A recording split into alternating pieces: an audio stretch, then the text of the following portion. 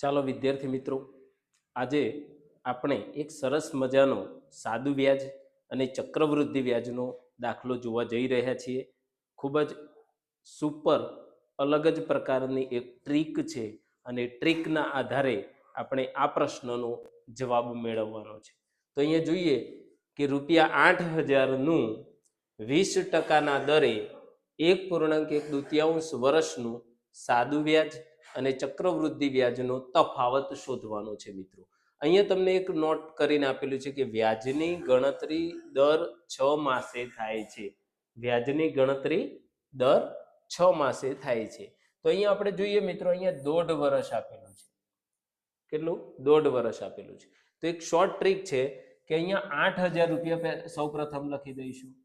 ₹8,000 લખી દઈશું. ત્યારબાદ અહીંયા દર 6 મહિને વ્યાજની ગણતરી થતી હોય તો આપણે 3 વાર ગણતરી કરવી પડશે.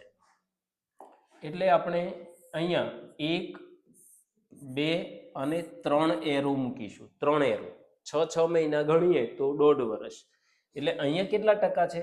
તો અહીંયા 20% છે. તો એની જગ્યાએ આપણે 10% લખીશું. તો અહીંયા 10%, 10%, 10%. તો કેમ 10% મૂક્યા મિત્રો? તો 10% એટલા માટે કે આપણે દર 6 મહિને વ્યાજની ગણતરી કરીએ છીએ. એકચ્યુઅલી આખા વર્ષની જો ગણતરી કરતા હોય તો 20% આવે. તો 6 મહિનાની ગણતરી કરીએ તો આપણે ટકાવારી અડધી કરવી પડે. તો હવે 8,000ના 10% કેટલા? તો એક શૂન્ય કાઢી નાખો એટલે કેટલા થાય? ₹800. હવે ₹800ના 10% એટલે એક શૂન્ય કાઢી નાખો એટલે કેટલા? ₹80. ₹80ના 10% એટલે કેટલા? એક શૂન્ય કાઢી નાખો તો ₹8. હવે મિત્રો ખાસ એક અગત્યની વસ્તુ છે કે આ જે પહેલી રકમ છે એને આપણે 3 વડે ગુણીશું. બીજી રકમ છે એને પણ 3 વડે ગુણીશું અને છેલ્લે 1 વડે ગુણીશું. એટલે અહીંયા જોઈએ તો 8 તારી 24, તો ₹2,400 થશે.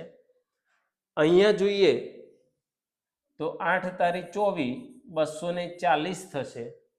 અને અહીંયા 8 1 8 થશે. તો આ જે કિંમતો આવી છે એ જ મિત્રો આપણા જવાબ છે. કોઈ જ સૂત્ર મૂકવાની જરૂર પડતી નથી. અહીંયા જોઈએ તો આપણને જે મળે છે એ સાદું વ્યાજ છે. સાદું વ્યાજ છે.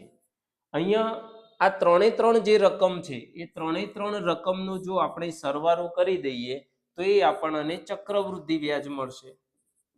ચક્રવૃદ્ધિ વ્યાજ મળશે.